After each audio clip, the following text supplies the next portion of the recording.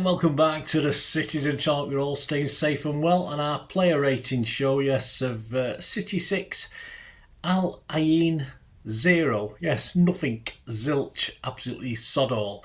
23rd of June 2025, I watched 82 minutes of this and then I had to go to work, and I was trying to watch it on the way walking to work because it's all around the corner.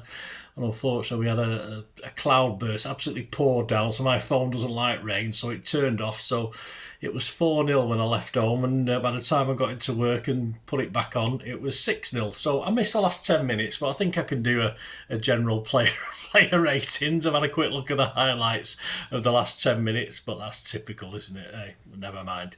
So we'll talk about it. I'm sure Simon Bukowski saw all 95 minutes, or however long it lasted anyway. We'll have a look at his views. We'll have a look at some Sofascore stats as well. And I had a quick check of goal.com and onefootball.com, so there's nothing untoward happened that I wasn't aware of anyway. Right, let's get on with this. Right, let's start with the goalkeeper. 11 changes, of course, to the team. No surprise. Got a big squad, haven't we? Pep will be leaving soon, won't he? He don't like a big squad. Right, Ortega. Simon said made a good save in the first half from an early El Ain break and was alert to all danger. He scored him a 7. Yeah, I think he was rarely troubled. He came out when needed, very Ederson-like. I was quite happy. A lot of poor finishing from the UAE team, but yeah, he needed to play sweeper occasionally. I'll give him a 6.5. I've not gone as mad as Simon with a 7. I'll give him a steady 6.5. He made one save. This is Sofascore stats. It was 3 successful run-outs out of 3. That's okay. Saved from inside the box 1. He had 37 touches. His pass accuracy was 90%, which is okay. 1 long ball, though, accurate out of 4, which is okay. It's fair enough for Stefan. 1 clearance, and he won 1 ground duel. So well done, Stefan. So not bad. Kusanov, Simon said, didn't really stand out, which can be a good thing for central defenders, but probably doesn't move the needle for him.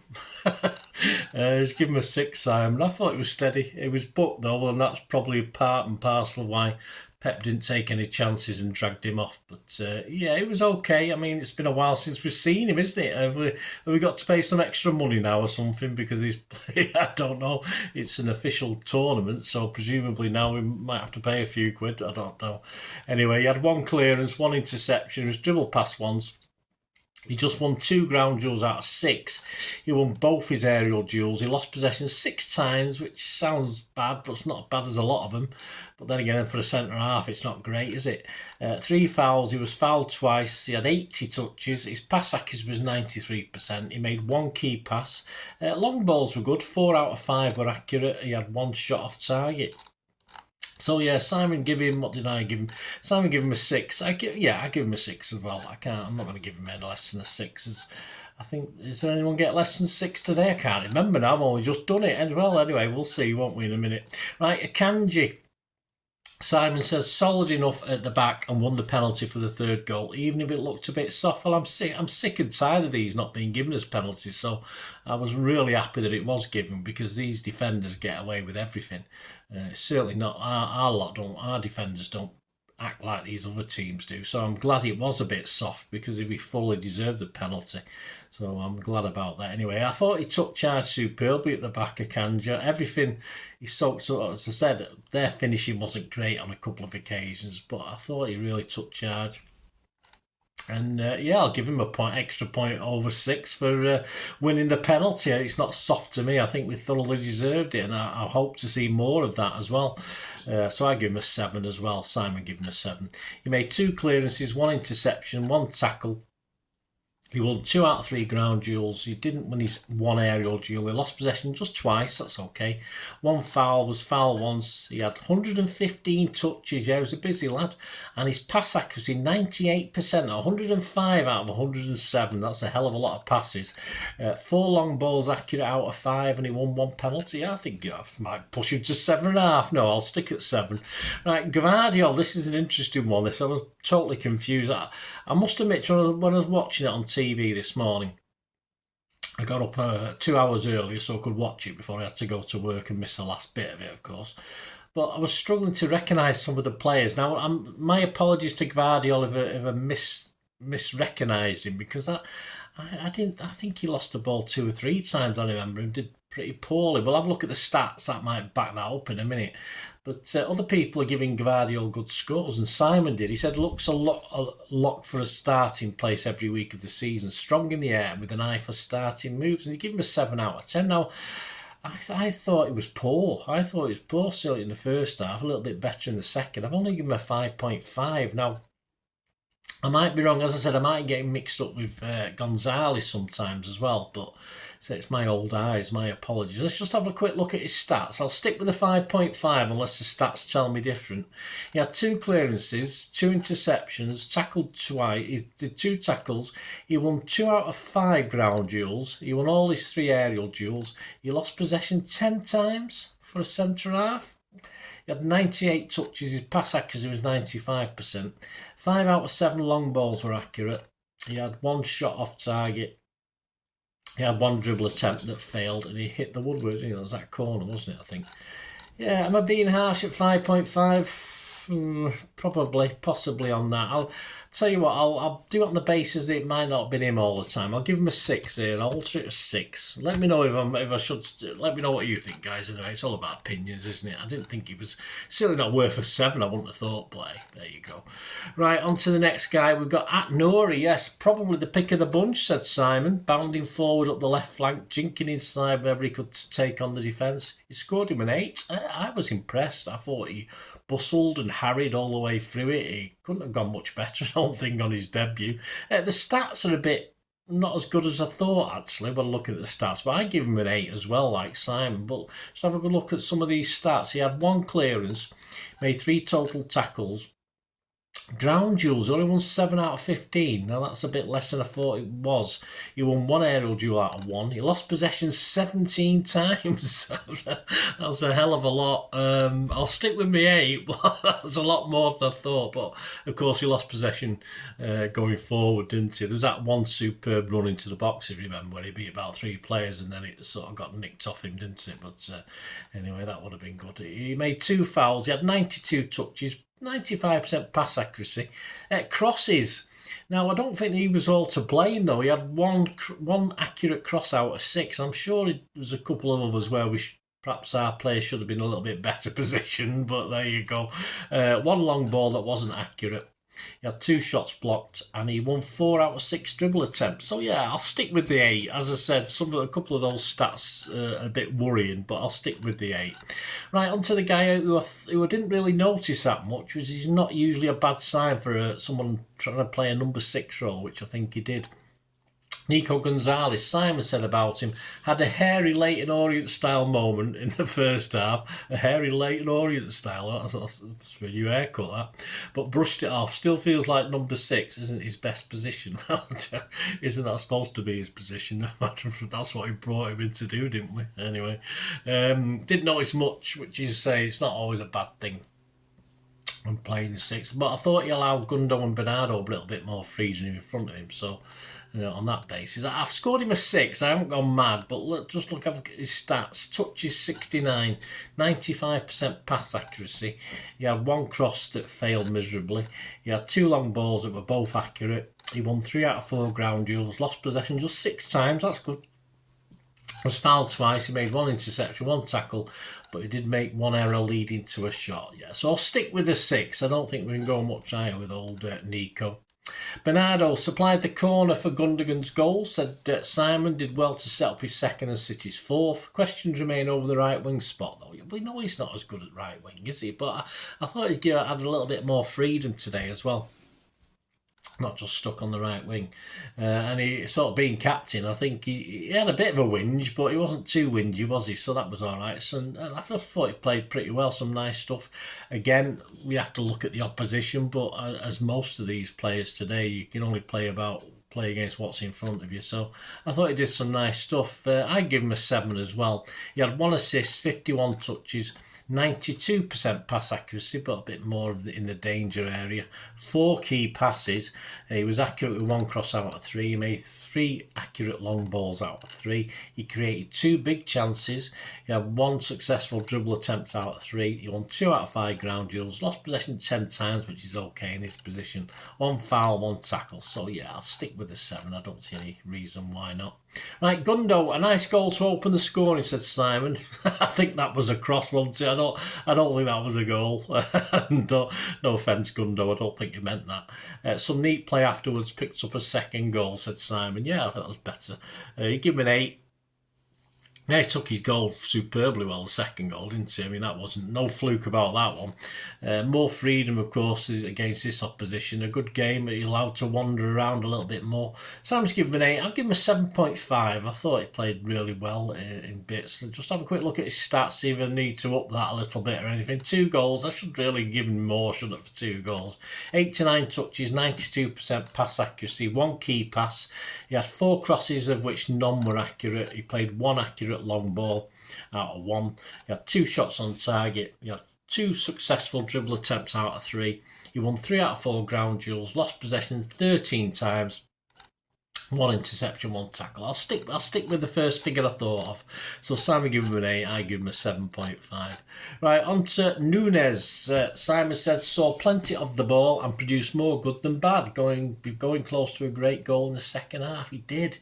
If only his final touch and that final ball was as good as some of his build. I mean, some of his control and abilities, but he's pretty decent, isn't he? It really is. And that great piece of work in the box where he swiveled and turned and controlled it and hit it wide. I mean, if that had been a goal, I mean, it would have been fantastic. But this is the trouble with Nunes. Just that little bit at the end doesn't quite work. So Simon's given him a 7. I've given him a 6.5. Let's have a look at his Sofascore stats. 93 touches. He was a busy lad.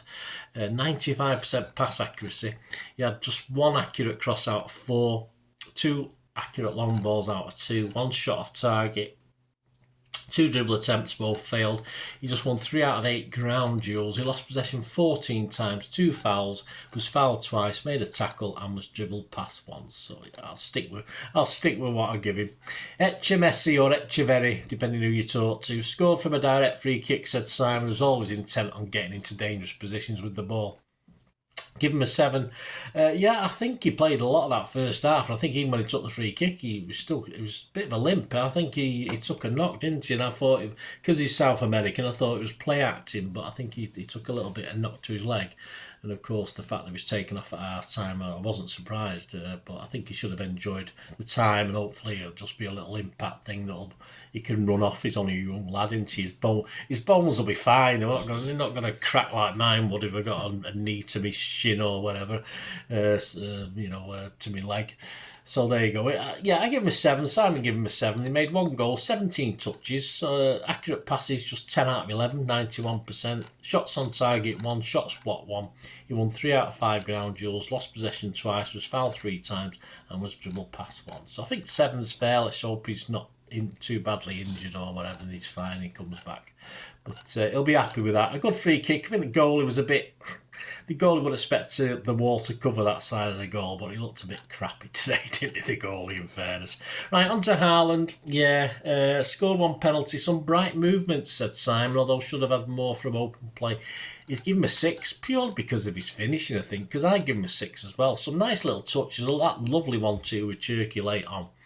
But, he got the pen, but he missed 3 very good chances. We'll see his stats in a moment.